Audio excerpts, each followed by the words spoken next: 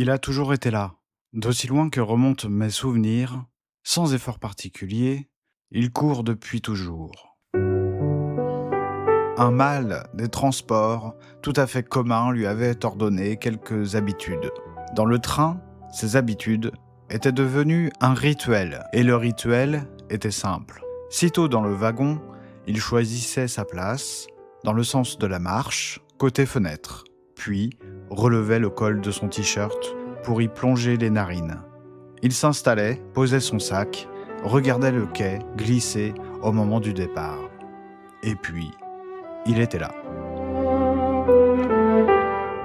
Ces années-là, surtout entre 1985 et 1995, les trains avaient encore des compartiments.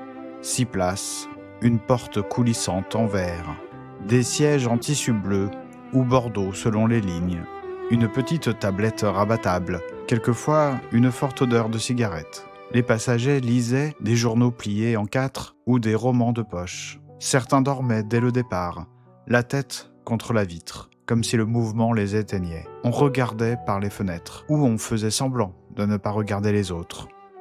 Lui regardait dehors.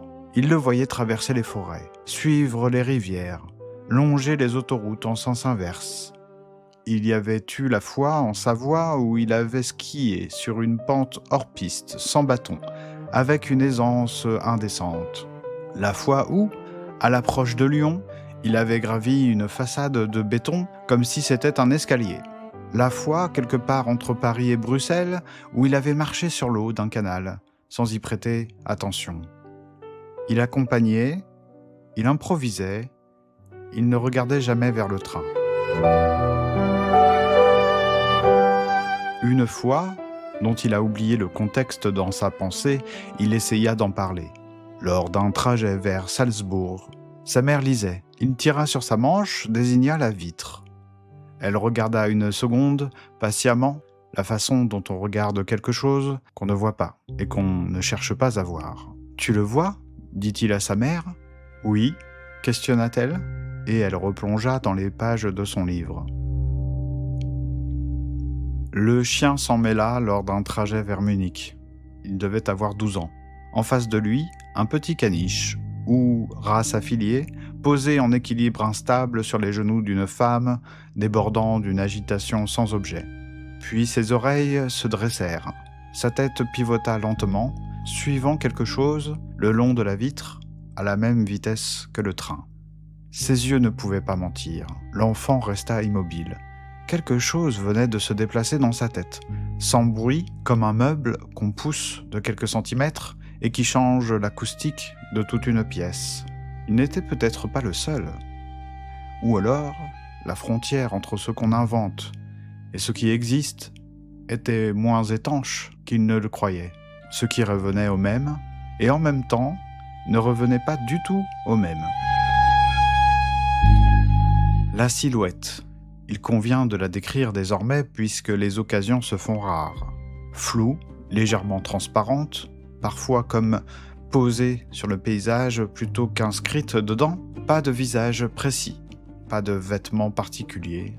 Un homme, probablement. Il courait à hauteur exacte de la vitre. Parfois, il disparaissait rapidement derrière un obstacle, à la même vitesse que le train. Parfois, il traversait le paysage à une vitesse plus extraordinaire, sans effort apparent, sans regarder où il allait. Il ne regardait nulle part, en fait. C'était peut-être le plus troublant. Vers ses 20 ans, en France, il suffisait d'y penser encore pour qu'il apparaisse. Ailleurs, en Europe, il était déjà moins net, plus intermittent. Et puis, lors de séjours plus lointains, New York, Tokyo, Séoul, où il avait cherché la silhouette par habitude, par inquiétude, il n'était plus sûr de le retrouver, l'homme dans le paysage. Les souvenirs de ces trajets étaient troubles. Peut-être qu'il n'avait tout simplement pas regardé. En outre, il avait surmonté peu à peu son mal des transports. Il avait 25 ans et il ne décida rien, il n'y eut pas de résolution, pas de moment solennel où il tourna la page.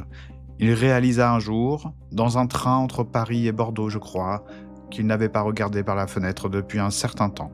Depuis combien de temps, il ne savait pas. assez longtemps pour que l'habitude soit morte sans adieu.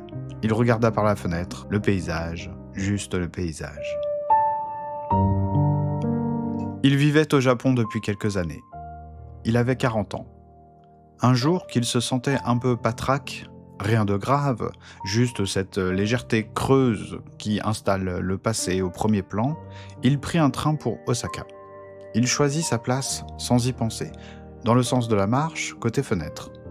Son habitude infantile disparut, il colla son front contre la vitre, regarda le paysage défiler. Et il attendit. Rien. Le train traversait quelque chose de plat et d'indifférent. Personne ne courait nulle part. Il resta longtemps dans cette position, un peu ridicule, un peu seul, la façon dont on attend quelqu'un qui ne viendra pas et qu'on n'appellerait pas de toute façon. À 45 ans, dans un train, son fils était assis à côté de lui. Le garçon regardait par la fenêtre. Pas la façon dont les enfants regardent dehors sans vraiment voir. Cette attention vague et flottante. Non, il regardait quelque chose de précis. Quelque chose qui se déplaçait dans le paysage, à hauteur de vitre, à la même vitesse que le train. Le père posa son livre. « Tu le vois ?» Dehors, le paysage s'étirait. Des rizières, des pylônes, une montagne grise au loin qui n'en finissait pas de reculer. Le genre de paysage qui donne l'impression que le train n'avance pas, que c'est le monde qui glisse.